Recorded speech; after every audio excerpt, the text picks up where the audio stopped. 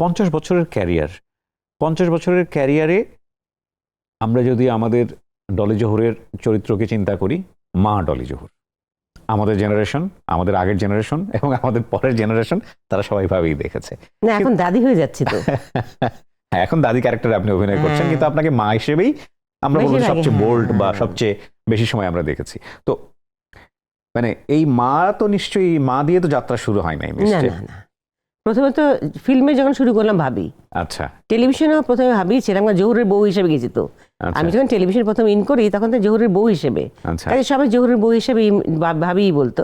স্ক্রিনে কি প্রথম এন্ট্রিটা কি হিসেবে? না, নায়িকা করে ঢুকেছে। সেটাই তো বলছি। আব্দুল্লাহ ইউসুফ ইমাম, নাম শুনেছি কিনা, ইয়ে করে বিয়ে ছবিটা করেছিলেন উনি, নাম শুনেছি। হ্যাঁ, তো ওনার নাটক দিয়ে প্রথমে আমার ইন করা। তখন আমি প্রথম যখন অডিশন দিয়ে পাশ করলাম, তবে স্পেশালি অডিশন আমার একার না, আমরা 4 জন, আমি, মিতা ব্যানার্জি, আর হলো শাকেরা ছিল না আমাদের সকাল সন্ধ্যা, শাকেরা, রিনা, আমি, মিতা ব্যানার্জি, আরেকটা মেয়ে, ও মেয়েটাকে হারাই ফেলছি, নাম মনে করতে পারছি না, ও মেয়ে ছিল না পরে আর টেলিভিশনে। তো আমরা 4 জনকে একটা স্পেশাল অডিশন দিয়ে টেলিভিশনে এনলিস্টেড করা হলো। তো ইউসুফ ভাই ডাক দিলেন যে আমরা নতুন একটা মেয়ে লাগবে, একদম নতুন আন করা একটা মেয়ে লাগবে। সেই মেয়েটা হইতে হবে বয়স, যে মেয়েটা ম্যাট্রিক পরীক্ষা দিবে, দাদির সঙ্গে থাকে না নানির সঙ্গে থাকে, মা বাবা নাই, ম্যাট্রিক পরীক্ষা দিবে, তার একটা হাউস টিউটর আসবে, তার সঙ্গে তার একটা প্রেম প্রীতি হবে, যাই হোক শেষে তার সঙ্গে আর হবে না, চালাকি করে সে মেসে থাকতো।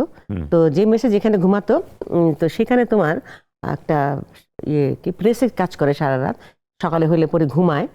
তো যখন নাকি নানি বললো গার্জিয়ান ছাড়া তো আমি তোমার সঙ্গে বিয়ে দেবো না, তখন সে যে তার চেয়ে সিনিয়র চাকরি করে কোথাও, তাকে রব্বানি ভাই করেছিলেন সেটা, তাকে যে এই হাউস টিউটর হচ্ছে সিরাজ হায়দার, তো সে যে বলছে ভাই আপনি আমার ভাই হয়ে যাবেন, তা না তো বিয়ে দেবে না, বিয়ে করতে চাই, তো সমস্ত কথা সে শুয়ে শুয়ে শুনেছে আর কি।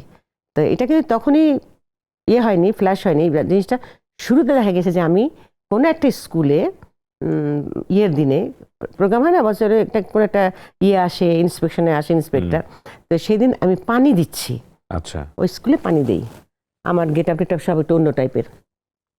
তো আমি পানির কলসি নিয়ে একবার গেছি, আমি খালি কলসি নিয়ে, পরে যখন ফিরি তখন দেখলাম অলরেডি ইন্সপেক্টর চলে আসছে, টিচাররা তার সঙ্গে, স্টুডেন্টরা সব দাঁড়ানো, আমি পাশ দিয়ে যাওয়ার সময় চেনা চেনা লাগলো, আমি কেয়ারই করলাম না, সোজা ওনার সামনে যে দাঁড়ায় গেলাম, আপনি আমার জীবনটা নষ্ট করছেন, এই শুরু হলো আর কি। হ্যাঁ, এরা কিন্তু মঞ্চের শিল্পী, কাজে আমার ক্যামেরা ভয় ছিল না।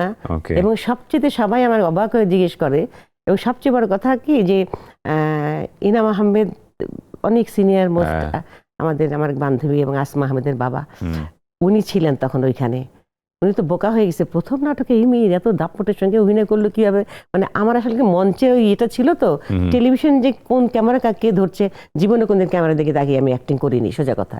ক্যামেরা আমাকে ধরবে, আমার দরকার নাই, তো দরকার নাই কোন ক্যামেরা কোন দিকে লাইট জ্বলছে, আমার অনেকে বলতো লাইটটা জ্বলবে এখানে তুমি এদিকে তাকাও, এ তাকায়, কোনোদিন তাকাতাম না, তাকালে নার্ভাস হয়ে যাবে, তাকাবো কেন। কতগুলো নাটকে অভিনয় করা হয়েছে এখন পর্যন্ত? সেটা মনে নেই কতজন, 100 পার হয়ে যাবে না, তারও বেশি হবে মনে হয়। কত?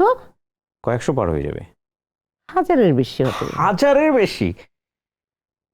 তখন তো প্রায় নাটক করতাম, মানে তখন তো সপ্তাহে নাটকগুলো করতে হতো, ধরো মাসে 2টা করতাম, আর সিরিয়াল আমরা 2টাই করতাম, এর বেশি যেত না। ডলি জোহরের নামে আলাদা একটা আর্কাইভ করা সম্ভব এখন মনে হয়, যদি সংগ্রহ করে রাখতাম তাহলে খুব সুন্দর একটা আর্কাইভ। আমাকে যখন সাংবাদিকরা বলে না যে আপনি কিছু ছবি দেন এসে, আমাকে দেখো, আমি যদি জানতাম ডলি জোহর হবো তাহলে ছবিগুলো কালেকশনে রাখতাম। কারণ এটা আসলেই ভালো, টেলিভিশন থেকে আমাকে যখন ওরা ছবি তুলতো, তোরা সবাই দেখতাম যে পয়সা দিয়ে ওদের কাছে, মানে ফটোগ্রাফার কাছে ছবি নিয়ে কালেকশন করে, আমি জীবনও নেইনি, বুঝছো, পয়সা তোমার কাছে নিবো কেন, দিলে দিবা না দিলে নাই যাবো, আমার তো ব্যাপারই নাই, এরকম মনে হতো। এখন মনে হয় যে রাখলে পারতাম। আর যে কটা আমি ছিল আমার কাছে বেশিরভাগই তোমার ওই তখন আনন্দ বিচিত্রা, তারপর ধরো অন্যান্য বড় বড় পত্রিকা কি সন্ধানী নাকি একটা নাম ছিল, আরও কি সব পত্রিকা ছিল, ছবি বাংলাদেশ ছিল, চলো কি সব নাম ছিল ভুলে গেছি এখন, যাই হোক।